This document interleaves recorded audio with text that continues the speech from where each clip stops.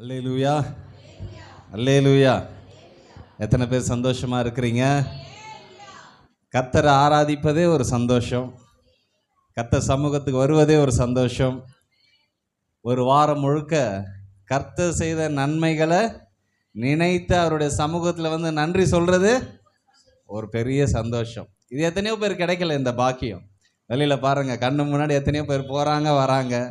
அவங்களுக்கு இல்லாத பாக்கியத்தையும் ஸ்லாக்கியத்தையும் கர்த்தர் உங்களுக்கு எனக்கு தந்திருக்கிறார். கர்த்தர் நல்லவராக இருக்கிறார். அல்லேலூயா. கர்த்தர் நமக்கு போதுமானவராக இருக்கிறார். எத்தனை பேர் சொல்ல முடியும், அவர் எனக்கு போதும்? என்கிட்ட பணம் இல்லை, வண்டி இல்லை, வீடு இல்லை, வாசல் இல்லை, நகை இல்லை, சொத்து இல்லை, ஆனால் கர்த்தர் என் கூட இருக்கிறாருன்னா அதுதான் பெரிய சொத்து. ஆமென். கர்த்தர் உங்களோடு என்னோடு இருக்கிறார். இன்னைக்கு அதுதான் நம்ம பார்க்க போகிறோம். கர்த்தர் எப்படி நம்ம கூட இருக்கிறார், எப்படி நம்மை பாதுகாக்கிறார், எப்படி நமக்கு ஜெயம் தராருன்னு நம்ம இப்போ பார்க்க போகிறோம்.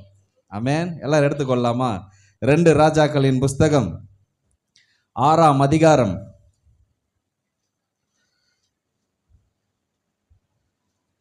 2 ராஜாக்களின் புஸ்தகம் 6ஆம் அதிகாரம். எல்லாம் எடுத்துட்டீங்களா? 8ஆம் வசனத்திலிருந்து நான் வாசிக்கிறேன். அக்காலத்தில் சீரியாவின் ராஜா இஸ்ரவேலுக்கு விரோதமாய் யுத்தம் பண்ணி இன்ன ஸ்தலத்திலே பாளையம் இறங்குவேன் என்று தன் ஊழியக்காரரோட ஆலோசனை பண்ணினான். ஆகிலும் தேவனுடைய மனுஷன் இஸ்ரவேலின் ராஜாவினிடத்தில் ஆள் அனுப்பி, இன்ன இடத்துக்கு போகாதபடிக்கு எச்சரிக்கையாயிரும், சீரியர் அங்கே இறங்குவார்கள் என்று சொன்னான். அப்பொழுது இஸ்ரவேலின் ராஜா தேவனுடைய மனுஷன் தன்னை எச்சரித்து தனக்கு குறித்து சொன்ன ஸ்தலத்திற்கு மனுஷரை அனுப்பி பார்த்து எச்சரிக்கையாய் இருந்து இப்படி அநேக தரம் தன்னை காத்து கொண்டான். இந்த காரியத்தின் நிமித்தம் சீரிய ராஜாவின் இருதயம் குழம்பி அவன் தன் ஊழியக்காரரை அழைத்து, நம்முடையவர்களில் இஸ்ரவேலின் ராஜாவுக்கு உளவாளியாய் இருக்கிறவன் யார் என்று நீங்கள் எனக்கு அறிவிக்க மாட்டீர்களா என்று கேட்டான். அப்பொழுது அவன் ஊழியக்காரரில் ஒருவன், அப்படி இல்லை என் ஆண்டவனாகிய ராஜாவே, நீர் உம்முடைய பள்ளி அறையில் பேசுகிற வார்த்தைகளையும் இஸ்ரவேலில் இருக்கிற தீர்க்கதரிசி ஆகிய எலிசா இஸ்ரவேலின் ராஜாவுக்கு அறிவிப்பான் என்றான். அப்பொழுது அவன், நான் மனுஷரை அனுப்பி அவனை பிடிக்கும்படி நீங்கள் போய் அவன் எங்கே இருக்கிறான் என்று பாருங்கள் என்றான். அவன் தோத்தானில் இருக்கிறான் என்று அவனுக்கு அறிவிக்கப்பட்டது. அப்பொழுது அவன் அங்கே குதிரைகளையும் ரதங்களையும் பலத்த இராணுவத்தையும் அனுப்பினான்.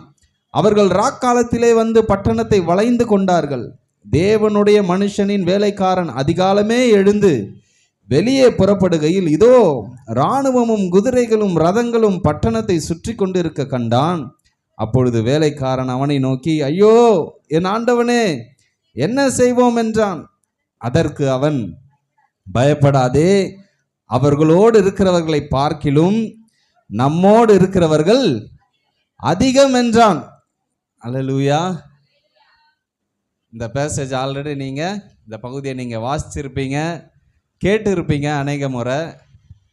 இந்த பகுதியினுடைய கதை சுருக்கத்தை நான் சொல்லிடுறேன், அப்போ தான் நம்ம அந்த சத்தியத்தை புரிஞ்சு கொள்றதுக்கு வசதியாக இருக்கும். அதற்கு முன்னாடி என்னை இன்றைக்கு அழைத்திருக்கிற நம்முடைய அருமையான போதகர் பிரேம்நாத் ஐயா அவர்களையும், பாஸ்டர்மா அவர்களையும், என்னுடைய நண்பர் தம்பி பால் ஏப்ரஹாம் அவர்களையும், தங்கச்சி அவர்களையும், சபையார் உங்கள் அனைவரையும் நான் ஆண்டவராக இயேசு கிறிஸ்துவின் நாமத்தில் வாழ்த்துகிறேன். உங்களுக்கு எல்லாருக்கும் நன்றி செலுத்திக் கொள்கிறேன். கர்த்தர் இந்த நாளில் இந்த கிருபையை தந்திருக்கிறபடியால் அவருக்கு நான் நன்றி செலுத்த கடமைப்பட்டிருக்கிறேன். கர்த்தருக்கு கோடி ஸ்தோத்திரங்கள். அருமையான பாஸ்டர் பிரேம்நாத் ஐயாவும் எங்கள் அப்பாவும் 90களில் 95, 96 பால் ஏப்ரஹாம் பிறக்கிறதுக்கு முன்னாடி இணைஞ்சு ஊழியம் செஞ்சுருக்கிறாங்க. இப்போ நானும் அவரும் இணைஞ்சு ஊழியம் செய்கிற அளவுக்கு கர்த்தர் அடுத்த தலைமுறையை என்ன பண்ணியிருக்காரு, இணைச்சிருக்கிறாரு. கர்த்தர் நல்லவர், கர்த்தர் உண்மை உள்ளவர். ரொம்ப சந்தோஷமான நாள் இது. கர்த்தர் நம் மத்தியில் இருக்கிறார். ஆராதனை வேளையில் அவருடைய பிரசன்னத்தை உணர்ந்தவர்களாக நம்ம எல்லாம் விடுதலையோடு ஆராதித்தோம். கர்த்தர் அந்த ஆராதனை அங்கீகரித்து இருக்கிறார்.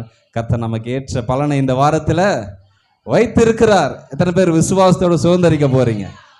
கிறிஸ்தவங்களாக இருக்கிறவங்க ஒவ்வொரு நாளும் ஜெயம்தான். ஒவ்வொரு நாளும் ஜெயம்னா என்ன அர்த்தம்னா, ஒவ்வொரு நாளும் போராட்டம் இருக்குன்னு அர்த்தம். போராட்டம் இருந்தால் தான் எப்படி ஜெயிக்க முடியும்? ஆமாவா இல்லைங்களா? ஜெயம் பெற்றவனா இருக்கிறேன்னா எப்படி ஜெயம் வரும்? ஒரு சண்டை போட்டாதான் யார் ஜெயிக்கிறான்னு தெரியும். அப்ப போராட்டம் இருந்தாதான் ஜெயமே. அப்ப போராட்டத்தை நம்ம எதிர்பார்க்கணும்.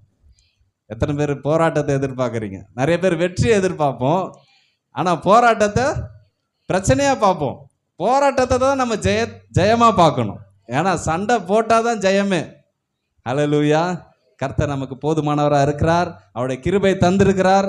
விசுவாச போராட்டம். நம்மளுடைய போராட்டம் எப்படி? ஆமா, டெஸ்ட் ஆஃப் ஃபெய்த். விசுவாசத்தை சோதிப்பான் பிசாசு. ஆண்டவர் என்ன பண்ணுவார்? கொஞ்சம் விட்டு கொடுப்பார். யோபின் கதை நமக்கு நல்லா தெரியுமே. கர்த்தர் என்ன பண்ணார்? கொஞ்சம் அதை விட்டு கொடுத்தாரு. யோபு என்ன பண்றாரு? நம்புறாரா இல்லை மறுதளிக்கிறாரா இல்லை அவங்க மனைவியை போல தூஷிக்கிறாரான்னு பார்த்தார். ஆனால் பாருங்க, யோபு உறுதியாக இருந்தார். அந்நிய கண்களால் இல்லை, என் சொந்த கண்களாலே. அதே போல் நாமும் டெய்லி என்ன பண்ணோம்? விசுவாசத்தை பாருங்க, தீமோத்தேயுல ஒரு அழகான வசனம் இருக்கு, நல்ல போராட்டத்தை. அப்போ என்னது? விசுவாச போராட்டம் தான் நமக்கு. பணம் நமக்கு போராட்டம் கிடையாது, அக்கம் பக்கத்தில் போராட்டம் கிடையாது, வாடகை பிரச்சனை ஒரு போராட்டம் கிடையாது, வேலையில் போராட்டம் கிடையாது, சொந்த பந்த மத்தியில் போராட்டம் கிடையாது. என்ன போராட்டம்? இதெல்லாம் அது உருவம், சின்ன சின்ன உருவம். வீட்டு வாடகை ஒரு சின்ன, அது விசுவாச போராட்டத்தின் ஒரு சின்ன அம்சம். கடன் ஒரு விசுவாச போராட்டத்தோட. கடன் வாங்கலாமா கூடாதா? ஒரு அம்மா தான் சொல்றாங்க தைரியமா, வாங்க. ஆமா, வாங்கக்கூடாது. கர்த்தர் கிருபை நம்ம கடன் வாங்காம வாழ வைப்பது அவருடைய சித்தம். அதை மீறி நம்ம வாங்கிட்டோம்னா கர்த்தர் அதை திருப்பி செலுத்த பலன் தருவார். ஆமென். அதுக்கப்புறம் நம்ம ஞானமா நடந்துக்கணும். அளவுக்கு அதிகமாக நம்ம கடன் வாங்கக்கூடாது. வருமானத்துக்கு அதிகமாக செலவும் செய்யக்கூடாது, கடனும் வாங்கக்கூடாது. நமக்கு என்ன வருமானம் அதில் நம்ம வாழ்க்கையை நடத்தணும். நம்முடைய வருமானத்தை பொறுத்து தான் நம்முடைய வாழ்க்கை தரமும் இருக்கணும். ஆமாம் தானே? அவங்க மேலே வந்துட்டாங்க, அவங்க வீடு கட்டிட்டாங்க, நம்ம கடனை உடனே வாங்கி நம்ம என்ன பண்ணக்கூடாது. அவங்க இந்த நகையை வாங்கிட்டாங்க, அவங்க இந்த சாரி வாங்கிட்டாங்க, நம்ம என்ன பண்ணக்கூடாது. அவங்க இந்த டிவி வாங்கிட்டாங்க, அவங்க இந்த வாஷிங் மிஷின் வாங்கிட்டாங்க, நம்ம என்ன பண்ணக்கூடாது. பாருங்க, இப்போ மற்றவங்கள பார்த்து நம்ம எதுவுமே, நமக்கு ஆண்டவர் ஒரு ஆசீர்வாதத்தை கொடுத்துருக்கிறார். நமக்கு போதுமான அளவுக்கு வாழ்க்கை தரத்தை வச்சிருக்கிறார். நாம் உயர்வது அவருடைய கரத்தில் இருக்கு. நாம் மேலே போகிறன்றது அவருடைய சித்தம். அப்போ அதுலேயும் பாருங்க, ஒரு விசுவாசம் தான். ஆண்டவரே, இந்த கொஞ்சம் வருமானம் எப்படி என்ன உயர்த்த போறீங்க? அதுவும் பிரச்சனை இல்லை, அது ஏன் பிரச்சனை? ஆண்டவர் சொல்லுவார், அது அவர் பார்த்துப்பாரு. அவர் எவ்வளோ பெரிய ராஜாக்களை ஏற்படுத்தி இருக்கிறாரு, எவ்வளோ பேர் ஆசீர்வதிச்சிருக்கிறாரு, எவ்வளோ பேர் உயர்த்தி இருக்கிறாரு. ஒன்றும் இல்லாதவங்களெல்லாம் கூட்ட அரியணையில் உட்கார வச்சிருக்கிறாரு. தாவீது ஒரு பெரிய உதாரணம் அதுக்கு. அப்போ நீங்களும் நானும் அதே ஆண்டவரில் ஆராதிக்கிறோம். அப்போ நம்மளும் உயர்த்துவது அவருடைய அவர் சித்தம். அவருடைய சித்தம். அவரால் கூடாத காரியம் ஒன்றுமே கிடையாது. ஹல்லேலூயா. அந்த நம்பிக்கை நாம் பெற்றுக்கொள்வோம். இந்த பகுதியில் 2 ராஜாக்கள் 6ஆம் அதிகாரத்தில் எலிசா தீர்க்கதரிசி என்ன பண்ணுறாருன்னா, அந்த காலத்தில் தாவீது அரசாண்ட காலத்துக்கு பிறகு சாலமோன் வந்தார். சவுல் தான் முதலாவது ராஜா. இஸ்ரவேலுக்கு யார் முதலாவது ராஜா? சவுல். அதுக்கப்புறம் யார் வரா? தாவீது. தாவீதுக்கு அப்புறம் சாலமோன் வர்றார். சாலமோனுடைய மறைவு பிறகு ராஜ்யங்கள் என்ன அது 2ஆ பிரியுது. ஏன்னா பெரிய இடத்த என்ன பண்ணிட்டாரு? ஆக்கிரமிச்சிட்டாரு. சாலமோன் ராஜ்யங்களை பிடிச்சிட்டாரு. இப்போ இந்த ராஜ்யத்தை கட்டி காப்பதற்கு தகுதியான ராஜா சாலமோனுக்கு அப்புறம் யார் மேலேயும் ஆண்டவருடைய கிருபை அவ்வளவா இல்லை. ராஜ்யங்கள் என்ன பண்ணுது? 2ஆ பிரியுது. 10 கோத்திரங்கள். இஸ்ரவேலுக்கு மொத்தம் 12 கோத்திரங்கள். 10 கோத்திரங்கள் சேர்ந்து ஒரு ராஜ்யமாக பிரியுது. 2 கோத்திரங்கள் சேர்ந்து இன்னொரு ராஜ்யமாக பிரியுது. இது வடக்கு ராஜ்யம், இது தெற்கு ராஜ்யம். இந்த 10 கோத்திரத்தை ஆளுகை செய்த ராஜாக்கள் இஸ்ரவேல் அப்படின்ற ஒரு நாட்டை ஆளுகை செய்கிறாங்க. இந்த பக்கம் கீழே யூதா அப்படின்னு பேர் வைக்கிறாங்க. இந்த இஸ்ரவேலை ஆளுகை செய்த ராஜாக்கள் யாருமே கர்த்தரை பிரியப்படுத்துகிறவங்களா வரல. சாலமோனோட முடிஞ்சது. சாலமோனு கடைசி நேரத்தில் என்ன பண்ணிட்டார்? ஆண்டவரை விட்டு விலகிட்டார். ஏன்னா அந்நிய தெய்வங்களை உள்ளே கொண்டு வந்துட்டார். அதனால தான் ராஜ்யங்கள் பிரியுது. ஆண்டவர் என்ன பண்ணுறாரு? அதற்கான பலனை காண்பிக்கிறாரு. அதுக்கப்புறம் வர ராஜாக்கள் அதையே தொடர்றாங்க. அப்போ இப்படி இருக்கிற காலகட்டத்தில் இங்கே நம்ம எலிசா வாழ்ந்த காலகட்டத்தில் ஒரு ராஜா வர்றார், யோராம் அப்படின்னு ஒரு ராஜா. அவர் இஸ்ரவேலை ஆளுகை செய்கிறார். இந்த இஸ்ரவேல் நாட்டுக்கு பக்கத்து நாடு என்னது? சீரிய நாடு. இந்த வேத பகுதியில் நம்ம வாசிக்கணும். சீரிய நாட்டு ராஜா என்ன பண்ணுறாருன்னா, இந்த இஸ்ரவேல் தேசத்தை இப்போ ராஜ்யங்கள் பிரிஞ்சிடுச்சு. ராஜாவும் என்ன பண்ணியிருக்கிறார், ஆண்டவர் பிரியமா இல்லை, இந்த ராஜ்யத்தை என்ன பண்ணிடலாம், ஈஸியாக அபகரிச்சிடலான்னு சொல்லி அந்த நாட்டோட போர் செய்கிறதுக்கு ஒரு யுத்தத்தை பயன்படுத்துகிறாரு. ஒரு யுக்தியை. என்ன யுக்தினா, எங்கெங்கெல்லாம் இவங்க இராணுவ தளம் இருக்குதோ, இந்த இஸ்ரவேல் நாட்டோட இராணுவ தளங்கள் இருக்கோ, அங்கே இந்த சீரிய நாட்டு இராணுவ வீரர்கள் என்ன பண்ணுவாங்கன்னா, எதிரெதிராக போய் சண்டை போட மாட்டாங்க. எங்கே இராணுவ தளம் இருக்கோ அவங்களுக்கே தெரியாமல் நைட்டில் என்ன பண்ணிவிடுவாங்க, அவங்கள சுற்றி வளைச்சிருவாங்க. சுற்றி வளைச்சிட்டு அவங்க அறியாத நேரத்தில் பின்னாடி இருந்து போய் அவங்கள தாக்கி என்ன பண்ணிவிடுவாங்க, காலி பண்ணிவிடுவாங்க. இதுதான் அவங்களோட யுக்தி.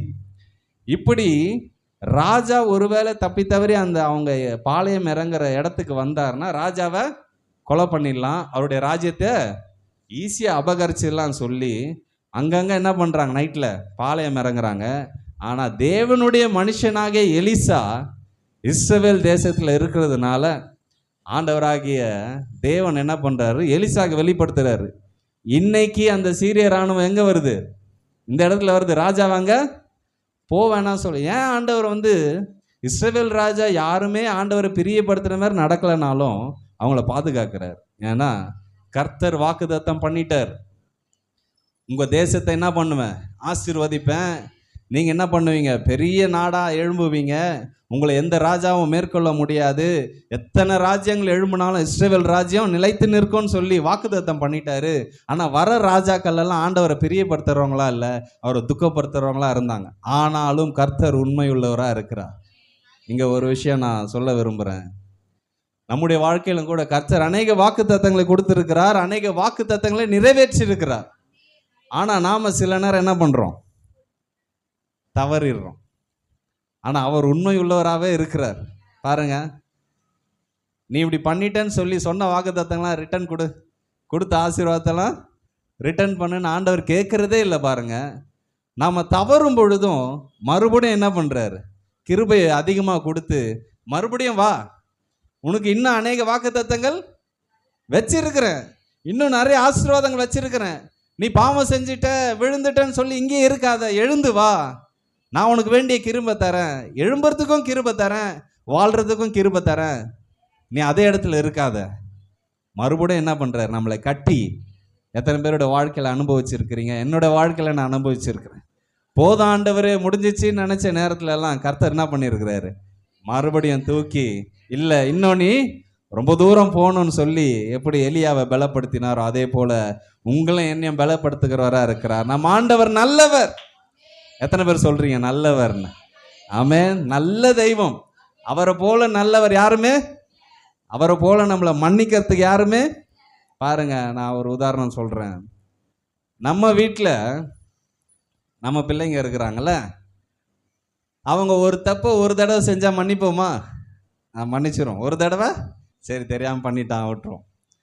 அதே தப்பை 10 முறை செஞ்சா, அதே தப்பை நல்லா கவனிங்க, அதே தப்பை 10 முறை செஞ்சா கோபம் வருமா வராதா? எத்தனை தடவை சொல்றது உனக்கு, சொல்ல பேச்சே கேட்க மாட்டேறிய, அதே செஞ்சுன்னு இருக்கிறேன்னு நம்ம என்ன பண்ணோம், திட்டுவோம். சரி பிள்ளையா போயிட்டானா என்ன பண்ணும், அட்ஜஸ்ட் பண்ணிட்டு மன்னிச்சிடும். அதே தப்ப 100 முறை பண்ணுறான், என்ன பண்ணுவீங்க? வீட்டில் இருக்கிற கரண்டி, தொடப்பம், கட்டை, செருப்பு எல்லாம் என்ன பண்ணோம், முதுகு ஃபுல்லாக இருக்கும். அவர் பையனுக்கு பாவம். பாருங்க, ஒரே தப்ப திருப்பி திருப்பி செய்யும் போது பெத்த பிள்ளையா இருந்தால் கூட நம்மளால ஏற்றுக்கொள்ளவே முடியல. எத்தனை தடவை உனக்கு சொல்றது, எத்தனை தடவை இதை செய்யாதன்னு சொல்றது, இது பண்ணா தப்பு, இது பண்ணா உனக்கு ஆபத்து, இது பண்ணா அவன் வாழ்க்கை நாசமாயிடும், திருப்பி திருப்பி சொல்றோம். பிள்ளை கேட்க மாட்டுது. என்ன பண்ணுது, பண்ற நம்ம ஏத்துக்க முடியல. ஆனா கர்த்தர் எவ்வளவு பண்றோம், நம்ம ஒரு நாளைக்கு எவ்வளவு காரியம் அவருக்கு விரோதமா பண்றோம். ஆனா பொறுமை உள்ளவராக இருக்கிறார், நீடிய பொறுமையோடு இருக்கிறார், தயவா இருக்கிறாரு. அவர் கோபத்துக்கு முன்னாடி நம்மளால நிற்கவே முடியாது. அவர் எழுந்து நின்னார்னா அவ்வளோதான். அவர் ஒரு பார்வை பார்த்தாலே என்ன ஆகிடும், நம்மளாம் பஸ்பமாக ஆகிடும். ஆனால் கர்த்தர் எவ்வளோ பொறுமை உள்ளவராய் உங்களோட வாழ்க்கையில் என்னோட வாழ்க்கையில் இருக்கிறார். இதற்காகவே அவரை நம்ம ஆராதிக்கணும். அவர் பொறுமையுள்ளவராய், அன்புள்ளவராய், தயவுள்ளவராய் இருக்கிறார். இந்த குணம் யாருக்குங்க இருக்கு நம்ம கிட்ட? நம்ம பெத்த பிள்ளையா இருந்தால் கூட ஒரு நேரத்தில் கையை ஓங்கிடுறோம், அடிச்சிடுறோம், சாப்பாடு போடாமல் அமுச்சிடுறோம், ஸ்கூலுக்கு சாப்பாடு கட்டாமல் என்ன பண்ணிடுறோம், போயிட்டு வா, நீ பண்ண தப்புக்கு சாப்பாடு விட கட்டி கொடுப்போமா அப்படின்னு சொல்லிடுறோம். ஆனால் கர்த்தர் பாருங்க, நம்ம எவ்வளோ பண்ணுறோம் அவருக்கு விரோதமாக, நம்ம அறியாமல் பண்ணுறோம், சில விஷயங்கள் தெரிஞ்சு பண்ணுறோம். ஆனால் கர்த்தர் பொறுமை உள்ளவராய் இருக்கிறார். அல்லேலூயா. அதனால தான் வாக்கு தத்தங்களில் உண்மையுள்ள தெய்வத்தை நாம் ஆராதிக்கிறோம். நம்முடைய காரியத்தை வச்சு அவர் ஆசீர்வதிக்கிறாருன்னா நம்மளால் ஆசீர்வாதத்தை சுதந்திரிக்கவே முடியாது. நம்மளுடைய நீதி அவருடைய பார்வைக்கு முன்னாடி அழுக்கான கந்தயம். நான் பர்ஃபெக்டாக இருக்கிறேன், காணிக்கு கரெக்டாக கொடுத்துட்றேன், தசமா கரெக்டாக கொடுத்துட்றேன், சண்டையானா சர்ச்சுக்கு வந்துடுறேன், அங்கே ஊழியத்துக்கு போகிறேன், நான் ஜெபிக்கிறேன். இல்லை, நம்ம நீதி எதுவுமே அவருக்கு முன்னாடி கொண்டு போக முடியாது. நம்முடைய ஆசீர்வாதத்தை சுதந்திரிக்கணும்னா அவர் தயவுள்ளவராக இருக்கிறார், அவர் உண்மையுள்ளவராக இருக்கிறார், அவர் சொன்ன வார்த்தை அவர் காப்பாற்றி கொண்டே இருக்கிறார். என்னை நம்புனீன்னா நீ வாழலாம், என்னை விசுவாசித்தா நீ அதிசயத்தை பார்க்கலான்னு சொல்லி அவர் சொன்ன வார்த்தைக்கு உண்மையாக இருக்கிறார். நம்ம எந்த நிலைமையில, மோசமான நிலைமையில விழுந்து எழுந்தாலும் மறுபடியும் அவரை நம்ப ஆரம்பிச்சிட்டோன்னா அதே ஆசீர்வாதம் தாங்க. உங்களுக்கும் அதே ஆசீர்வாதம் தான், எனக்கும் அதே ஆசீர்வாதம் தான். அல்லேலூயா. நல்ல தெய்வத்தை நம்ம ஆராதிக்கிறோம். நல்ல தெய்வத்தை, நல்ல தெய்வத்தை. ஆமாம், நம்மக்கிட்ட எதுவுமே அவர் கேட்குறதே இல்லை. நகையை கொண்டு வா, வீட்டை எழுதி வை, நிலத்தை விற்று அந்த பணத்தை கொண்டு வா, உன் பிள்ளை எனக்கு தத்துக்கூடு, எதுவுமே கேட்கறது இல்லை. என்னை நம்புனா போதும், என்னை விசுவாசிச்சா போதும், அதுவே எனக்கு நீ செய்யக்கூடிய மிகப்பெரிய கணம். ஆண்டவருக்கு நம்ம கொடுக்கக்கூடிய மிகப்பெரிய கணம் எது தெரியுமா? அவரை முழுசாக நம்புறது தான். அவரை நம்பிட்டோன்னா போதும். கர்த்தருக்கு அப்பா, என்னை நம்பி இருக்கிறான் என் மகன், இவன் எங்கேயுமே தோக்கக்கூடாது. என்னை நம்பி இருக்கிறான் என் மகன், இவன் எங்கேயுமே வெக்கப்பட்டு போவே கூடாது, இவன் முகம் எப்பவும் பிரகாசிக்கணும்னு சொல்லி வசனம் அதுதாங்க சொல்லுது. அவரை நோக்கி பார்த்த முகங்கள் வெக்கப்பட்டு போனதே இல்லை, அது பிரகாசமாக தான் இருக்கும். ஆமென். இந்த நாளில் அவரை நோக்கி பார்க்குற முகங்களாக நாம் மாறுவோம். ஏன்னா அவர் உண்மை உள்ளவர், அவர் உண்மை உள்ளவர். நம்ம காரியங்களை மன்னிக்க அவர் ஆயத்தமாக இருக்கிறார். நம்முடைய விழுதலை அவர் எழுப்பி நிற்க வைக்க அவர் ஆயத்தமாக இருக்கிறார். நாம் செய்யக்கூடிய காரியம், கர்த்தர் நல்லவர், அவரை முழுமனதாக நம்புவோம். ஆமென். ரொம்ப ஈஸியில் இது.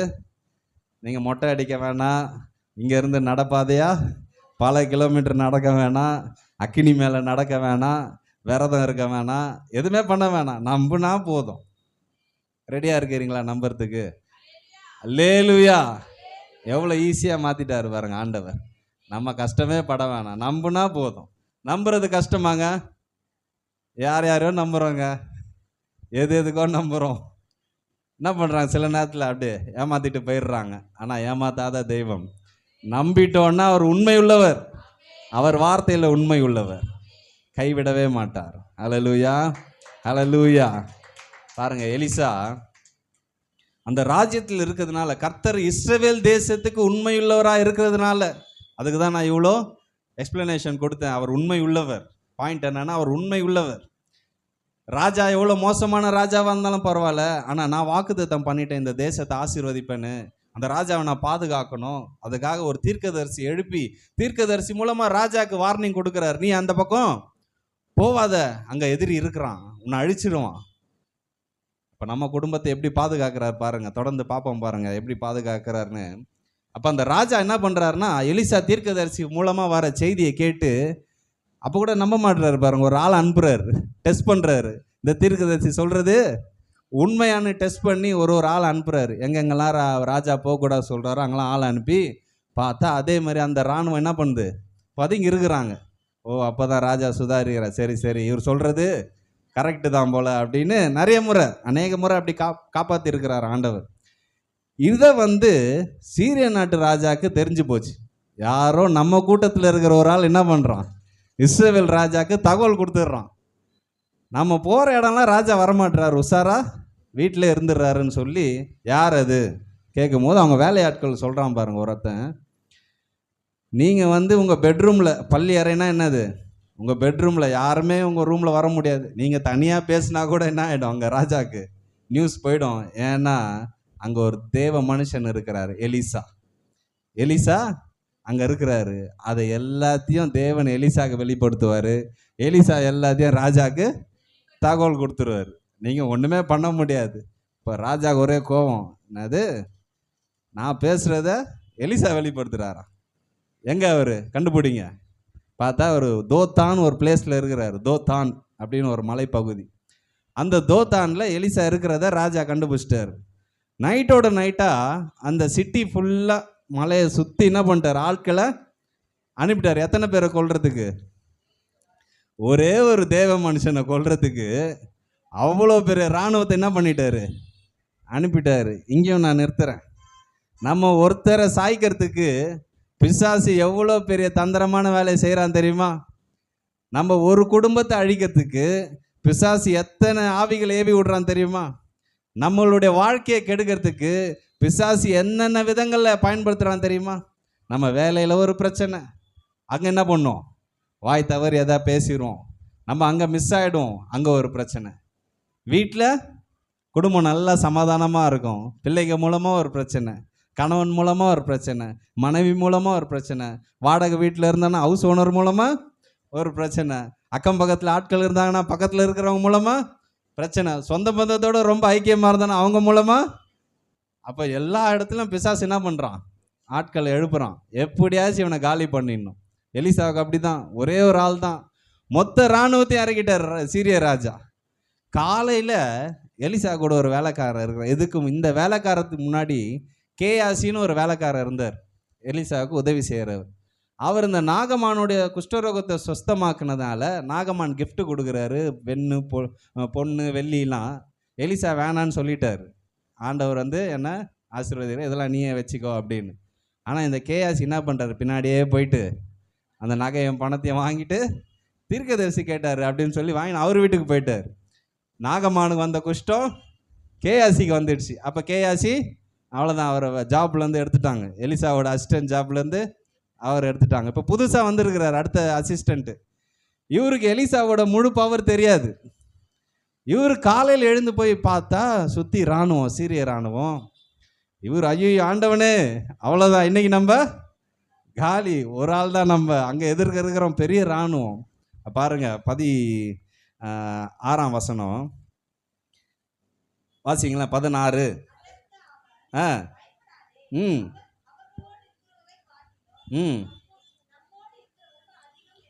பார்த்தீங்களா, ஒட்டுமொத்த சீரிய இராணுவமும் கண்ணு முன்னாடி இருக்குது. வேலைக்காரன் பார்த்துட்டு வந்து உள்ள சொல்றாரு. எலிசா தைரியமா என்ன சொல்றாரு, அமைதியா, பயப்படாதப்பா, அவங்களோடு இருக்கிறவர்களை காட்டிலும்,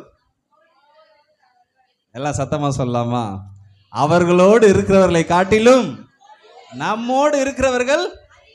எத்தனை பேர் விசுவாசிக்கிறீங்க? எத்தனை பேர் விசுவாசிக்கிறீங்க? ஆமென். வெளியில இருக்கிறவங்களை காட்டிலும் நம்மோடு இருக்கிறவர்கள்.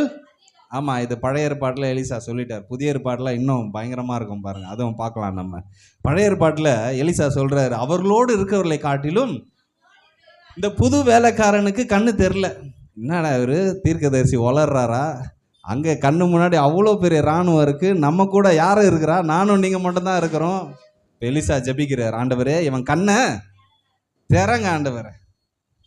திறந்த உடனே அடுத்த வசனம் வாசிங்களேன். அப்பொழுது எலிசா விண்ணப்பம் பண்ணி, கர்த்தாவே இவன் பார்க்கும்படி இவன் கண்களை திறந்தருளும் என்றான். உடனே கர்த்தர் அந்த வேலைக்காரன் கண்களை திறந்தார். இதோ எலிசாவை சுற்றிலும் அக்கினி மயமான குதிரைகளாலும் ரதங்களாலும் அந்த மலை நிறைந்திருக்கிறதை அவன் கண்டான். இப்பதான் தெரியுது, எலிசாக்கு முன்னாடியே தெரிஞ்சிடுச்சு, வேலைக்காரனுக்கு இப்பதான் தெரியுது. இங்கேயும் ஒரு பாயிண்ட் நான் சொல்ல விரும்புகிறேன். ஆண்டவரோடு ஐக்கியமா இருக்கிறார் எலிசா, அதனால அவருக்கு வீட்டுக்குள்ள இருந்தா கூட வெளியில அக்கினி மயமான ரதங்கள் இருக்கு, குதிரைகள் இருக்குன்னு தெரியுது. வேலைக்காரன் அந்த அளவுக்கு ஐக்கியம் இல்லை, பாஸ்டரோட தான் இருக்கிறாரு. வேலைக்காரன் என்ன பண்றாரு, தீர்க்கதரிசியோட தான் இருக்கிறாரு. அவர் செய்யற அதிசயம்லாம் பார்க்கறாரு, அந்த ஸ்கூல்ல படிக்கிறாரு. ஆனா அவர் கண்ணுக்கு அக்கினி மயமான குதிரை பாருங்க. அப்ப ஆண்டவரோட ஐக்கியமா இருக்கும் போது இந்த அக்கினி மயமான ரதங்கள் குதிரைகள் என்ன தமாக்கு காமிக்குது, தெய்வீக பாதுகாப்பு, ஒரு டிவைன் ப்ரொடெக்ஷன், தெய்வீக பாதுகாப்பு நம்ம கண்ணுக்கு தெரியணும். தெரிஞ்சிச்சுன்னா எலிசா மாதிரி பிரச்சனை மத்தியில் அமைதியா இருப்போம், கூலா இருப்போம். சொல்லுங்க, கூலா இருப்போம். பா அவங்க பண்ணிட்டோம்ப்பா பிரச்சனை, அவங்க காட்டிலும் நம்ம கூட இருக்கிறவங்க அதிகம், அவங்க வரட்டும், பண பலம் இருக்கட்டும், பெரிய ஆள் பலம் இருக்கட்டும், பெரிய ஊர் தலைவரை தெரிஞ்சிருக்கட்டும், போலீஸ் பலம் இருக்கட்டும், லாயர் பலம் இருக்கட்டும், அரசியல் பலம் இருக்கட்டும், எல்லா பேக்ரவுண்டும் இருக்கட்டும். ஆனால் அவர்களை காட்டிலும் நம்ம கூட இருக்கிறவர் அதிகம்.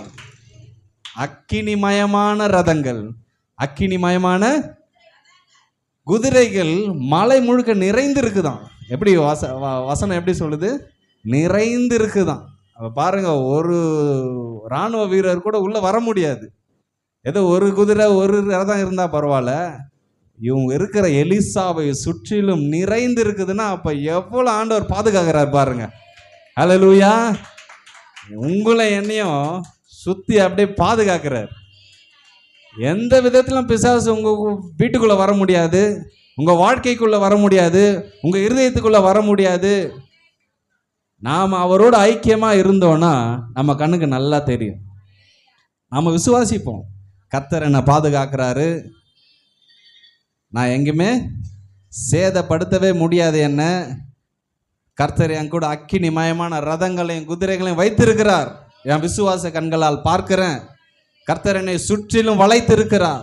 யோபு கூட பாருங்க, அதான் சொல்றான், நீ அவளை வேலி அடைச்சு பாதுகாக்கவில்லையோ, அந்த வேலியை என்ன பண்ணுங்க, எடுங்க, அதுக்கப்புறம் பார்க்கலாம் யோபு என்ன சொல்றாருன்னு. பாருங்க, பிசாசுக்கு தெரியுது யோபு சுற்றிலும் கர்த்தர் என்ன பண்ணியிருக்காரு, வேலி அடைத்து பாதுகாத்து இருக்கிறார். இங்க எலிசாவை சுற்றிலும் அக்கினிமயமான அதே ஆண்டவரை நீங்களும் நான் ஆராதிக்கிறோம். நம்மை சுற்றிலும் அக்கினிமயமான ரதங்கள், அக்கினிமயமான குதிரைகள் எப்பொழுதும் 24/7 எப்பவும் இருக்கும். அவங்களுக்காச்சு கண்ணு எதிர ஒரு இராணுவம் வருது, நமக்கு கண்ணுக்கு தெரியாத பல இராணுவங்கள் இருக்கு. அப்ப 24 மணி நேரம் ஆண்டவர் என்ன பண்றாரு, ரதங்களை போட்டு வச்சிருக்கிறாரு. ஹல்லேலூயா. ஆனா அந்த ரதங்கள் நமக்கு தெரியணும். எலிசா போல கூலா இருக்கணும்னா நம்ம அவரோட ஐக்கியமா இருக்கணும். அப்பதான் அந்த ரதங்கள் இருக்குன்றத விசுவாசம் இருக்கும். அந்த ரதங்களை பார்க்க முடியும். சொல்ல போனா எலிசா போல எல்லா பிரச்சனையின் மத்தியிலும் பாருங்க, ஒரு நாடே எழும்பி வருது ஒரு நபருக்கு முன்னாடி, அமைதியா இருக்கிறாருங்க. எங்க இருந்துங்க இவ்வளோ தைரியம் வரும்? அது எவ்வளோ பெரிய தீர்க்கதரிசியா இருக்கலாம். ஆனா பாருங்க, எலிசா ரொம்ப நிதானமா சொல்றாரு, அவர்களோடு இருக்கிறவர்களை பாருங்க, நம்மோடு இருக்கிறவர்கள் கவலையே படாதப்பா, நம்மளுக்கு ஒண்ணுமே ஆகாதுன்றார்.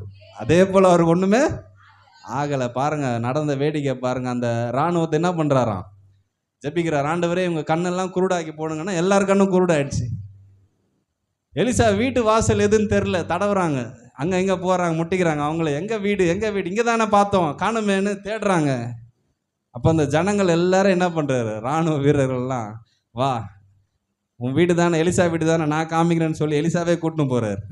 அவங்க எல்லாரையும் கூட்டின்னு போயிட்டு இஸ்ரவேல் ராஜா கிட்ட ஒப்பு கொடுக்குறாரு. கொடுத்து என்ன பண்ணுறாரு தெரியுமா, நல்ல விருந்து செஞ்சு போடுங்க இவங்களுக்கு, நல்ல இவரை கொல்ல வந்தவங்களுக்கு நல்ல விருந்து, கறி விருந்து செஞ்சு போட்டு எல்லா இராணுவ வீரர்கள் தளபதி எல்லாம் சாப்பிட்றாங்க. சாப்பிட்டு வழி அனுப்புகிறார், நீங்கள் போங்க உங்கள் நாட்டுக்கு போங்க. பாருங்க எலிசா எப்படி விளாண்டு இருக்கார் பாருங்க எதிரிகளோட. நம்மளும் என்ன பண்ணோம், சத்துருக்களை, வா வீட்டுக்கு வா, வீட்டுக்கு வா, இன்னைக்கு பிரியாணி இருக்குது, சாப்பிட்டு திருப்தியா போ, உன்னை என்னால் ஒன்றுமே பண்ண முடியாது, ஆனால் என்னுடைய அன்பு நான் அவனுக்கு காண்பிக்கிறேன், கிறிஸ்துவின் அன்பு எனக்குள்ள இருக்கு, நல்லா சாப்பிட்டு போ. பாருங்க, அந்த வசனத்துக்கு அப்புறம் சீரிய தேசம் எலிசா வாழ்ந்த காலம் வரைக்கும் அதுக்கப்புறம் அவங்க போருக்கு வரவே இல்லையா, அதுக்கப்புறம் இஸ்ரவேல் ராஜாவை எதிர்க்கவே இல்லையா. எலிசா மறைஞ்ச பிறகுதான் வராங்க திருப்பி. இப்போ பாருங்க, உங்கள் சத்துருக்களை நீங்கள் சிநேகிங்கள் ஆண்டவர் சொல்லிட்டார். எலிசா வாழ்ந்து காமிச்சிட்டார். அவர் கொல்ல வந்த மிகப்பெரிய இராணுவத்தை நல்ல விருந்து செஞ்சு சாப்பிட்டு திருப்தியா அனுப்பியிருக்கிறாரு. பழைய ஏற்பாட்டில் எலிசா என்ன சொல்றாரு, அவர்களோடு இருக்கிறவர்களை காட்டிலும் நம்மோடு இருக்கிறவர்கள் அதிகம். நம்ம புதிய ஏற்பாட்டு காலத்தில் இருக்கிறோம், புதிய ஏற்பாட்டு விசுவாசிகள். நமக்கு இன்னும் ஒரு படி மேலே ஆண்டவர் நமக்கு ஒரு தைரியத்தை கொடுக்குறார். எடுத்து வாசிக்கலாமா? மத்தேயு 1:23.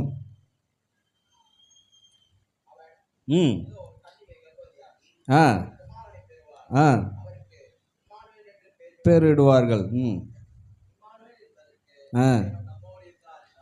ஹல்லேலூயா.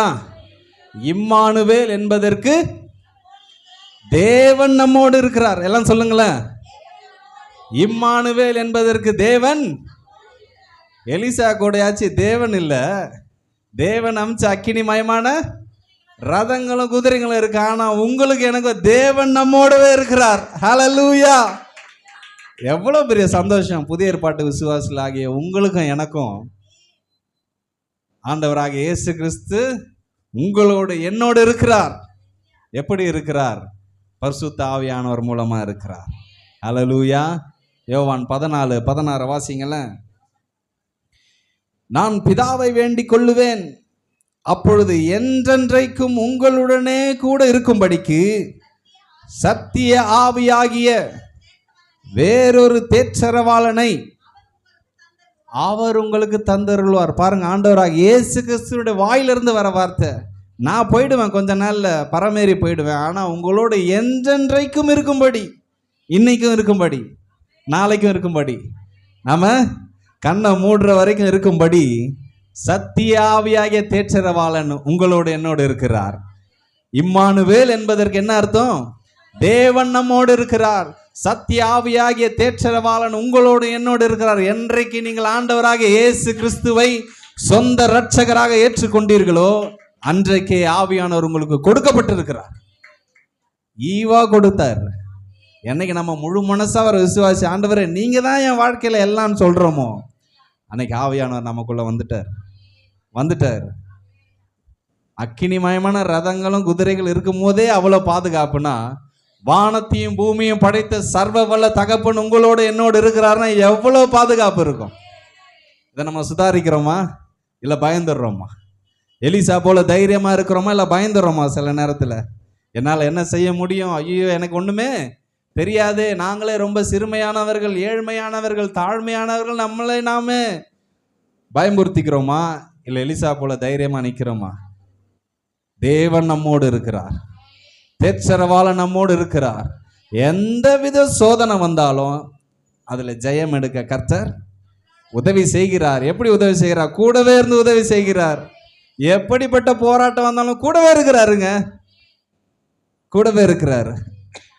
அவரோட ஐக்கியமா இருந்தோம்னா அவர் கூட இருக்கிறாருன்றது நம்ம உணர்வோம். எலிசா எப்படி உணர்ந்தார் பார்த்தீங்களா? அவ்வளோ ஐக்கியத்தில் இருந்தார். ஆண்டவரோட பேசிட்டு இருக்காரு, ஆண்டவரோட காரியங்களை அவர் வெளிப்படுத்துறது இவர் புரிஞ்சுக்கிறாரு, இவர் ஜெபம் பண்றது அவர் புரிஞ்சு பதில் அளிக்கிறாரு. அந்த உறவுல இருந்தோம்னா தேவன் நம்மோடு இருப்பதை நாம் உணர்வோம், நாம விசுவாசிக்கிறோம். எத்தனை பேர் கூட கர்த்தர் இருக்கிறாருன்னு விசுவாசிக்கிறீங்க? ஹல்லேலூயா! யாரு இருக்கிறாங்களோ இல்லையோ, உங்க கணவன் உங்க கூடவே இருக்கிறாரோ இல்லையோ, உங்க பிள்ளைங்க உங்க கூடவே இருக்கிறாங்களோ இல்லையோ, உங்க வருமானம் உங்க கூட இருக்குதோ இல்லையோ, நீங்க வாங்கி போட்ட பொருட்கள்லாம் உங்க கூட இருக்குதோ இல்லையோ, கர்த்தர் உங்க கூட இருக்கிறார். ஹல்லேலூயா! ஒரு பாட்டு கூட, அழகான பாட்டு இருக்கு, யார் என்னை கைவிட்டாலும் இயேசு. ஆமா, அதை அப்படியே சோகமா பாடுறோம், ஆனா அது உற்சாகமா பாடணும். ஒரு சந்தோஷமான நியூஸ் அது. யார் கைவிட்டாலும் இயேசு என்னை கைவிட மாட்டாருன்றது ஒரு நல்ல செய்தி. ஆமாவா இல்லைங்களா? அப்ப இயேசு என் கூட இருக்கும் பொழுது என்னை எந்த ஒரு பிசாசின் காரியமோ, எந்த ஒரு மனுஷன் மூலமா எழும்புற காரியமோ சேதப்படுத்தவே படுத்தாது. சேதப்படுத்துறது போல இருக்கலாம், ஆனா முடியாது. கண்களை எப்படி குருடா மாத்தினாரோ ஆண்டவர் அந்த சீரிய இராணுவ வீரர்களுக்கு, நம்முடைய எதிரிகளுக்கு குருடா மாத்திருவார். நம்ம அட்டாக் பண்றது பதிலாக அவங்கள என்ன பண்ணிப்பாங்க? அட்டாக் பண்ணிப்பாங்க. விசுவாசிக்கிறீங்களா? நீங்க எத்தனை பேரோட வாழ்க்கையில பிரச்சனை இருக்கு அப்படின்னு கேட்டா எல்லாரும் கை தூக்கும். ஆமாவா இல்லைங்களா? எத்தனை பேரோட வாழ்க்கையில கண்ணீரா இருக்குன்னா எல்லாரும் ஆமா. எத்தனை பேரோட வாழ்க்கையில போராட்டம் இருக்கு எல்லாரும் கை தூக்கும். ஏன்னா அதுதான் கிறிஸ்தவ வாழ்க்கை. நீங்க அதை பார்த்து சோர்ந்து போக கூட. ஏற்கனவே முன்னாடியே சொல்லிட்டேன், போராட்டம்னு ஒன்று வந்தாதான் ஜெயன்றதை நம்ம பார்க்க முடியும். போட்டியிலே கலந்துக்காம கப்பு வாங்கினா எப்படி? போட்டியில் கலந்துக்கினா தான் கப்பு கொடுப்பாங்க. அப்போ கப்பு கிடைக்கணும்னா ஜெயிக்கணும். முதல்ல போட்டியில் கலந்துக்கணும், ஜெயிக்கணும், கப்பு வாங்கி வீட்டில் வந்து வைக்கணும். விசுவாசத்தை, போராட்டத்தை நல்லா போராடணும், ஜெயிக்கணும், ஜெயத்தை வாங்கிட்டு வந்து ரெடியாக இருக்கிறீங்களா? இன்னையிலேருந்து நாம் வந்து தோற்க பிறந்தவர்கள் அல்ல. இந்த வரலாறு புத்தகத்தை, ஹிஸ்ட்ரியில் பைபிள் கொஞ்சம் நமக்கு ஹிஸ்ட்ரியை போதிக்குது, நிறைய ஹிஸ்ட்ரியை போதிக்குது. முக்கியமாக இஸ்ரவேலினுடைய சரித்திரத்தை நல்லா போதிக்குது. இதை தாண்டி உலக வரலாற்றில் பார்த்தீங்கன்னா, ஆண்டவரை நம்பினவங்களை கர்த்தர் என்றைக்குமே தோத்த முகமாக திரும்பி அனுப்பிச்சதே இல்லை. எல்லா இடத்துலையும் ஜெயந்தான். ஆண்டவருக்கு தோக்கவே தெரியாது. ஆண்டவருக்கு தோக்கவே தெரியாது.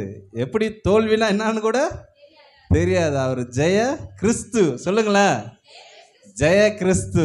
ஹல்லேலூயா. பாருங்க, சிலுவையில் அவரை சிலுவையில் அறையும் போது பிசாசு நினச்சான் அவ்வளோதான், இவர் கதை முடிஞ்சிச்சு, நம்ம சாதிச்சிட்டோம்னு நினச்சான். ஆனால் 3ஆவது நாள் உயிர் தெழும் போது அவன் தலையை நசுக்கிட்டாரு. ஜெயம் பெற்றவராய் இன்றைக்கும் உங்களோடு என்னோடு இருக்கிறார். எப்படி இருக்கிறார்னா, பரிசுத்த ஆவியானவர் மூலமாக இருக்கிறார். ஹல்லேலூயா. எவ்வளோ ஒரு சந்தோஷமான செய்தி. ஆமென். ஆண்டவர் உங்க கூட இருக்கிறாரா? ஆவியானவருடைய அபிஷேகத்தை பெற்றிருக்கிறீங்களா? ஆவியானோட நிறைவை பெற்றிருக்கிறீங்களா? இன்னொரு விஷயம் சொல்றேன் பாருங்க. ஆவியானோட நிறைவை பெற்ற நாம் வெறும் அந்நிய பாஷை பேசுறதோட நிறுத்திடக்கூடாது.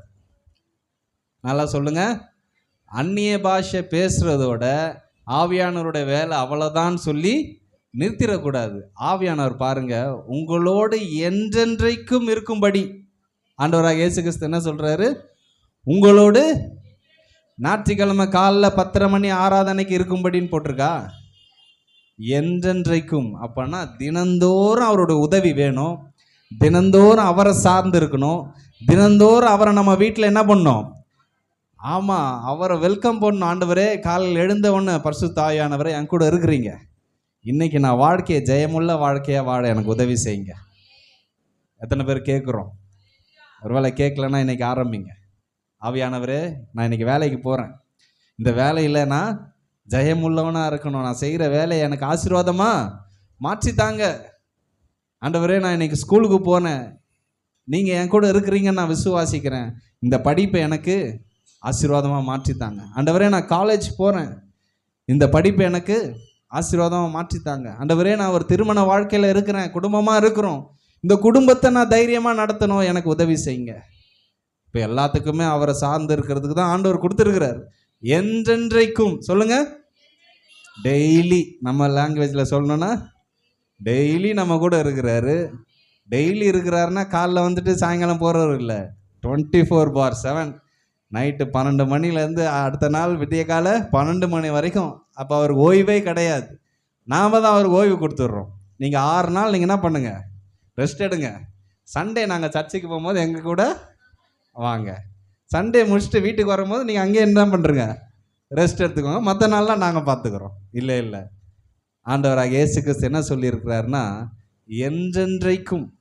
இன்னொரு ஒரு அழகான வார்த்தை இருக்கு, 14:26. அப்படியே யோவான் 14:26 வாசிங்களேன். யோவான் 14:26.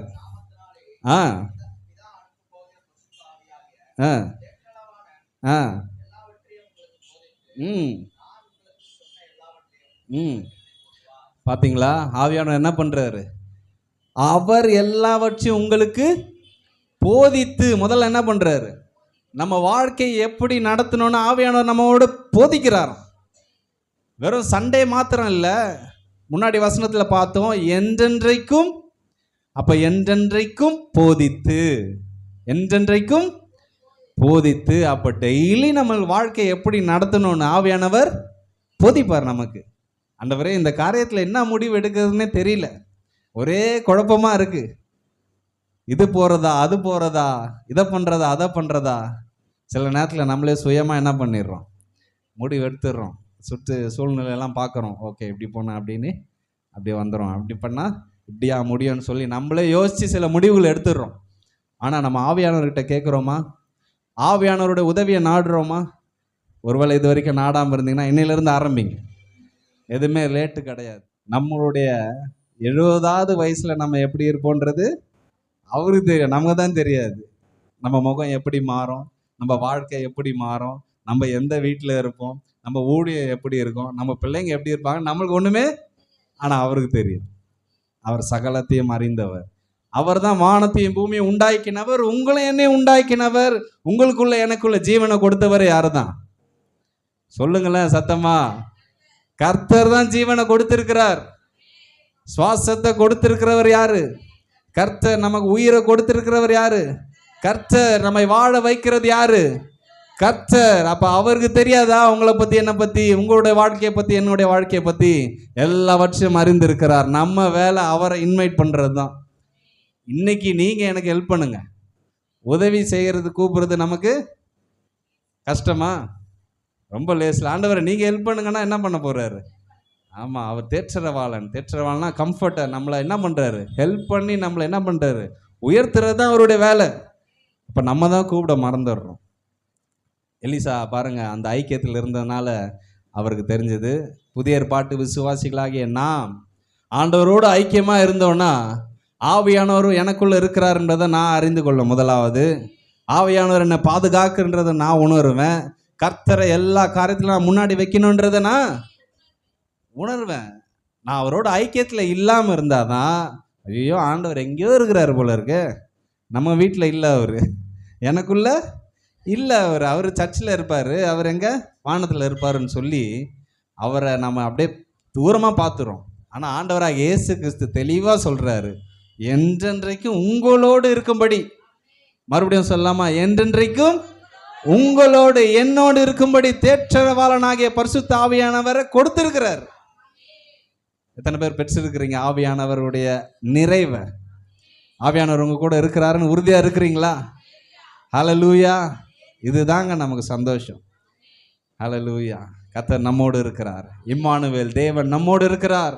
எந்த வடிவத்தில் இருக்கிறார்? பரிசுத்த ஆவியானவர் மூலமாய் தேவன் நம்மோடு இருக்கிறார். தேவன் நம்மோடு இருக்கிறதுனால இந்த பகுதியில இருந்து நம்ம பார்க்கிறோம், 3 காரியங்களை பார்க்கிறோம். முதலாவது காரியம் பாதுகாப்பு. எலிசாவை என்ன பண்ணாரு? பாதுகாக்கிறார். எவ்வளோ பெரிய இராணுவம், சீரிய இராணுவம் அந்த காலத்தில் மிகப்பெரிய இராணுவமாக எழுந்து வருது. இஸ்ரவேல் தேசத்தையே அட்டாக் பண்ணுற அளவுக்கு வளர்ந்து இருக்கிறாங்கன்னா அவங்க பெரிய இராணுவம். ஏன்னா இஸ்ரவேல் தேசம் பெரிய நாடாக இருந்தது. ஏன்னா சாலமோன் அவ்வளோ பெரிய ராஜ்யங்களை பரம்பி பிடிச்சிருந்தாரு.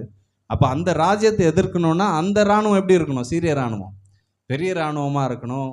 அவ்வளோ இராணுவ வீரர்கள் வந்தோம், எலிசா மேலே ஒரு சின்ன கை கூட படலை, ஒரு சின்ன கத்தி கூட, ஒரு கீறல் கூட விழல. கர்த்தர் பாதுகாத்தார்.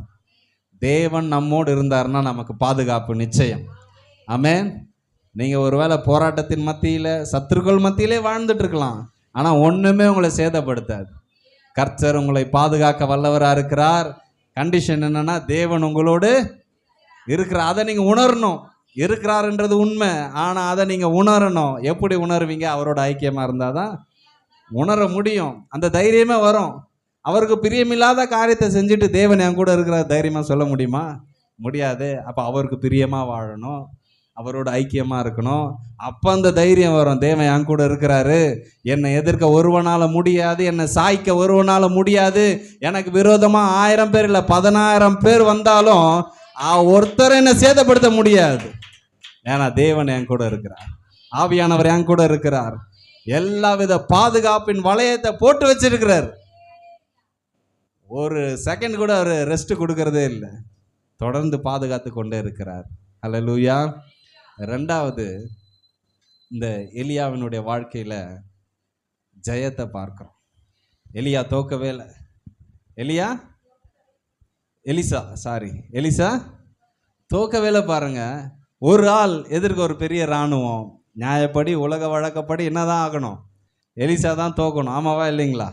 ஒரு ஆளை 100 பேர் எதிர்த்து நிற்கிறாங்கன்னா என்ன சண்டை போட்டாலும் 100 பேர் என்ன பண்ணிடுவாங்க? யாராச்சும் ஒருத்தராச்சும் எலிசாவை அட்டாக் பண்ணியிருப்பாங்க. ஆனால் இவருடைய சரீர பலத்தை பயன்படுத்தவே இல்லை. ஆண்டவருடைய உதவியால் ஜெயத்தை பெறுறார். நீங்களும் நம்முடைய வாழ்க்கையில் போராட்டத்தில் நம்ம முட்டி மோத வேணாம்.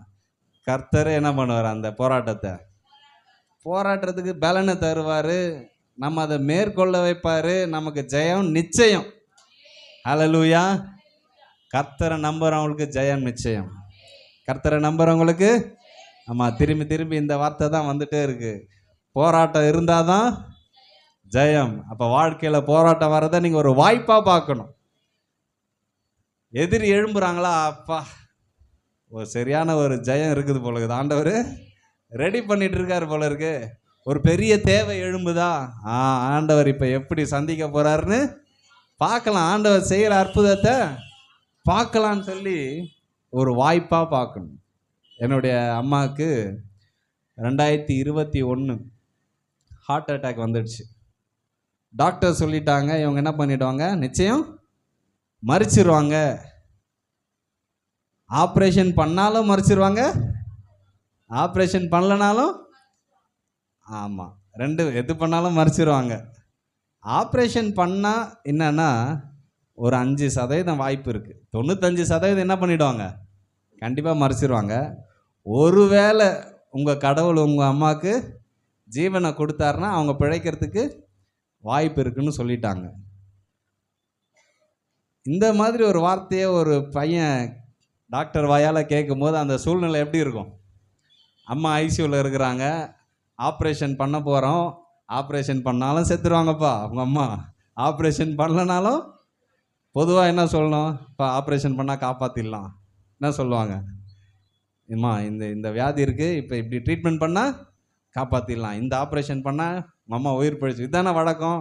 ஆனால் இந்த டாக்டர் என்ன சொல்லிட்டாரு, ஆப்ரேஷன் பண்ணாலும் ஆப்ரேஷன் பண்ணலனாலும் இறந்துருவாங்க, பண்ணால் ஒரு 5% வாய்ப்பு இருக்குது, 5%. அதுவும் என்னன்னா உங்கள் கடவுள் உங்கள் அம்மாவுக்கு ஜீவனை கொடுத்தாதான் உண்டு அப்படின்னு சொல்லிட்டார்.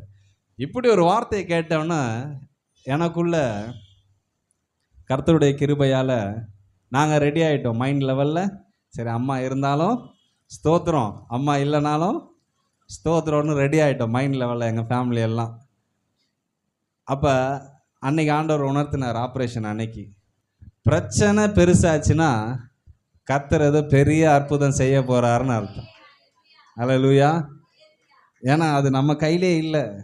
ஹார்ட் ஆப்ரேஷன் அது அப்படியே இதை பழந்துருவாங்க, நெஞ்சை பழந்து உள்ளேருந்து இருதயத்தை வெளியே எடுத்து அதுக்கப்புறம் அந்த நரம்பெல்லாம் தைச்சி திருப்பி உள்ளே வச்சு என்ன பண்ணுவாங்க, தைப்பாங்க.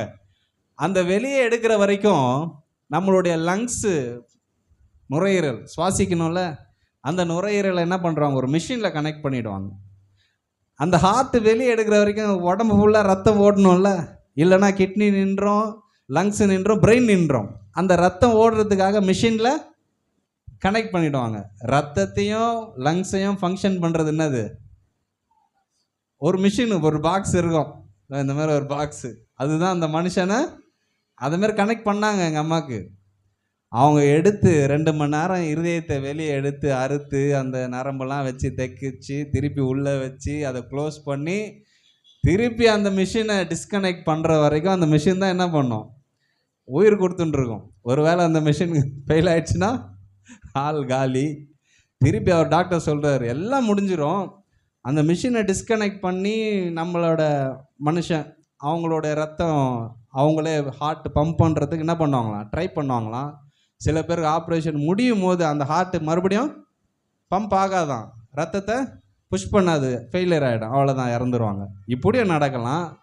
மிஷினில் கனெக்ட் பண்ணும்போது ஒழுங்கான ரத்தம் பாஸ் ஆகாமல் அப்போவே கிட்னி ஃபெயிலியர் ஆகலாம், பிரெயின் டேமேஜ் ஆகலாம், கோமா ஸ்டேஜுக்கு போகலாம், மஞ்சக்காமலாம். இதெல்லாம் டாக்டர் சொல்கிறார் 2021 இதெல்லாம் எக்ஸ்பிளைன் பண்ணுறார்.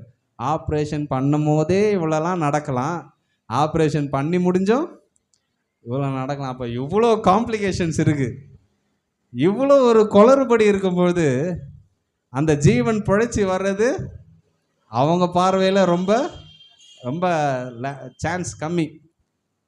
அப்போ ஆண்டவர் அன்னைக்கு என் கூட உணர்த்தினார், பிரச்சனை அதிகமாச்சா கர்த்தர் அற்புதம் பெருசாக செய்ய போகிறார். அல்லேலூயா. ஆப்ரேஷன் நடந்து முடிஞ்சிச்சு, மிஷினில் கனெக்ட் பண்ணாங்க, திருப்பி அம்மாவோட உடம்புலேயே ரத்தம் ஓடுறதுக்கு ட்ரை பண்ணாங்க, எல்லாமே சக்ஸஸ்ஃபுல்லாக முடிஞ்சிச்சு. ஆப்ரேஷன் முடிஞ்சு இன்றைக்கி 4வது வருஷம். இந்த ஏப்ரல் மே வந்தா அம்மா ஜீவனோடு இருக்கிறாங்க, கர்த்தர் பாதுகாத்து இருக்கிறார். அல்லேலூயா. இப்போ டாக்டருக்கு அவரே சொல்கிறாரு, அவர் ஒரு இந்து மனுஷன்தான், அவர் தான் எங்களோட ஹெல்ப் பண்ணிகிட்டு இருந்தார், அம்மாவை பார்த்துறது, எங்களோட கம்யூனிகேட் பண்ணுறதுலாம். அவர் சொல்கிறாரு, உங்கள் கடவுள் தான் என்ன பண்ணியிருக்காரு உங்கள் அம்மாவுக்கு. அல்லேலூயா. கர்த்தர் நல்லவர், கர்த்தர் நல்லவர். அப்போ பாருங்கள், பிரச்சனை பெருசாகுதா பெரிய அற்புதம் காத்துன்ருக்குன்னு அர்த்தம். அதுதான் கிறிஸ்தவ வாழ்க்கை. பிரச்சனை பெருசாகுதா நம்ம மூடிட்டு வீட்டை சாதிட்டு உக்காந்துடலாம், அவ்வளோதான். தலை காட்ட முடியாது, வெளியே சர்ச்சுக்கு போக முடியாது, அக்கம் பக்கத்தில் பார்க்கும், இல்லை பிரச்சனை பெருசாகுதா, தைரியமாக இன்னும் அவரை உறுதியாக பிடிச்சு கொள்வோம், இன்னும் உறுதியாக அவரை நம்புவோம். கர்த்தர் பெரிய பெரிய காரியங்களை செய்ய வல்லவராக இருக்கிறார். தேவைகள் அதிகமாகுதா, வானத்தையே திறக்க போறாருன்னு அர்த்தம். இஸ்ரவேல் ஜனங்க வனாந்திரத்தில் 20 லட்சத்துலேருந்து 30 லட்சம் பேர், வனாந்திரத்தில் அவ்வளோ பேருக்கு சாப்பாடு கொடுக்கணும்னா வானத்தை திறந்தாதான் உண்டு. யார் எங்கே எந்த நாட்டுக்கும் போய் வாங்கின்னு வர முடியாது. வானத்தை திறந்து மன்னாவை கொடுத்தார். போன வாரம் கூட ஒரு மெசேஜ் காலேஜில் பேசணும். கற்பாறையிலிருந்து 20 லட்சம் பேர் குடிக்கிற அளவுக்கு தண்ணி வந்துச்சான். எங்கங்க இது நடக்கும்? ஒரு பாறையிலிருந்து தண்ணி வருமா முதல்ல? அதுவே ஒரு கேள்வி. அந்த தண்ணி வந்தால் கூட 20 லட்சம் பேர் குடிக்கிற அளவுக்கு தண்ணி வருமா? அவங்க சாதாரணமான ஆட்கள் இல்லை, எல்லாருமே பலவான்கள். குழந்தைங்க இருக்குது, மிருக ஜீவன்கள் இருக்குது, ஆடு மாடு கழுதை ஒட்டகம் எல்லாம் வச்சுட்டு இருக்காங்க. இவ்வளவும் தண்ணி குடிக்கணும்னா ஒரு பாறை என்ன பண்ணுறாரு மோசே? ஒரு அடிக்கிறாரு பாறையிலேருந்து. இதெல்லாம் யோசிக்க முடியுதா? வானத்தை திறந்து மன்னாவை கொடுக்குறாரு, பாறையை உடைச்சி அவ்வளோ பேருக்கு தண்ணி கொடுக்குறாரு. ஒரே ஒரு மர கொப்பு எடுத்து வெட்டி போட்டு மாறாவின் நீரை மதுரமாக மாத்துறாரு. பகலில் மேகஸ்தம்பம், இரவில் அக்னி ஸ்தம்பம், முன்னும் பின்னும் பாதுகாக்குது. எங்கெங்க நடக்கும் இதெல்லாம்? கர்த்தர் உங்கள் வாழ்க்கையில் என் வாழ்க்கையில் செய்ய ஆயத்தமாக இருக்கிறார். நான் அதை உணர்ந்தவனா அனுபவிச்சேன்னா இங்கே தைரியமாக சொல்கிறேன், கர்த்தர் நல்லவர். எப்பேற்பட்ட கஷ்டமான காலத்திலும் எப்பேற்பட்ட போராட்டத்திலும் கர்த்தர் உங்களை கைவிடவே மாட்டார். அவர் உங்களோடவே இருக்கிறார். எத்தனை பேர் சந்தோஷமாக இருக்கிறீங்க? கர்த்தர் உங்களோடு இருந்தார்னா ஜெயம் நிச்சயம், பாதுகாப்பு நிச்சயம். மூன்றாவது, ஆண்டவருடைய கண்ணில் எப்படி அந்த ராஜாக்கு தயவு கிடைச்சதோ, ஆண்டவரை பிரியப்படுத்தினாரோ இல்லையோ, ஆனால் தயவு கொடுத்தார் ஆண்டவர். இன்னைக்கு உங்களுடைய வாழ்க்கையில் என்னோட வாழ்க்கையில் தயவு நிச்சயம். ஒருவேளை நம்ம தவறலாம், ஒருவேளை ஆண்டவர் விட்டு தூரம் போகலாம், ஆனால் கர்த்தர் மன்னிக்கிறவரா தயவுள்ளவராக இருக்கிறார். கர்த்தர் நம்மோடு இருந்தார்னா நம்ம தயவாய் மன்னிப்பார். ஆனால் திருப்பி திருப்பி அதை செஞ்சோன்னா நமக்கே கோவம் வருது. அதை நாங்கள் யோசிச்சுக்கோங்க. ஒரு பாவத்தை திருப்பி திருப்பி நம்ம பையன் பண்ணுறான், ஒரு தப்பு, அதே தப்பை திருப்பி திருப்பி பண்ணுறான்னா நம்மளால ஏற்றுக்க முடியல. அப்போ ஆண்டவர் எப்படி ஏற்றுப்பார்? அவர் தயவுள்ளவர் தான், நீடிய பொறுமை உள்ளவர் தான். ஆனால் நமக்கும் தெரியுதில்ல, இதே எத்தனை தடவை செய்வேன் நம்ம பிள்ளைங்களை நம்மளே கேட்குறோம். கர்த்தரும் அதை எதிர்பார்ப்பார். ஆமாம், கர்த்தர் நம்மோடு இருக்கிறாருன்னா முதலாவது ஒரு தெய்வீக பாதுகாப்பு, எல்லாம் சொல்லுங்க. ரெண்டாவது ஜெயம், வெற்றி நிச்சயம், நம்ம தோக்க போவதே கிடையாது. மூன்றாவது அவருடைய கண்களில் தயவு. கர்த்தர் உங்களோட இருக்கிறாரா? இந்த 3 காரியமும் இன்னைக்கு உங்கள் சிரசின் மேலே வந்து இறங்கட்டும். ஹல்லேலூயா. கர்த்தர் நல்லவராக இருக்கிறார், நம்மை வாழ வைக்கிறவராக இருக்கிறார். கர்த்தர் எப்பொழுதும் என்றென்றைக்கும் நம்மோடு இருக்கிறார். ஒருவேளை இந்த சத்தியத்தை மறந்தா கூட 14:26 வாசித்தோம். அவர் என்ன பண்ணுறாராம்? நினைப்பூட்டுறாராம், அவர் ஞாபகப்படுத்துகிறாராம். ஒருவேளை இன்னைக்கு கேட்ட சத்தியம் கர்த்தர் என் கூட இருக்கிறாருன்றதை மறந்துட்டா, பிரச்சனையை பார்த்து மறந்துட்டா கூட ஆவியானவர் உங்களோட இருக்கிறார். அவர் என்ன பண்ணுறாரு? ஞாபகப்படுத்துகிறாராம்ப்பா, போன சண்டே கேட்டியே மறந்துட்டியா? உன் கூட இருக்கிறேன்ப்பா, மறக்காத. நான் அவரை ஞாபகப்படுத்துகிறாராம். நம்ம மறந்தா கூட கர்த்தர் எவ்வளோ நல்லவர் பாருங்க. கர்த்தர் பெரியவர். ஹல்லேலூயா. எல்லாரும் கரங்களை தட்டி நாம் அவருடைய நாமத்தை மகிமைப்படுத்துவோம். நான் விசுவாசிக்கிறேன் கர்த்தர் உங்களோடு பேசியிருக்கிறார், கர்த்தர் உங்களை பலப்படுத்தி இருக்கிறார். நான் விசுவாசிக்கிறேன். கர்த்தர் தொடர்ந்து உங்களை ஆசீர்வதிப்பாராக.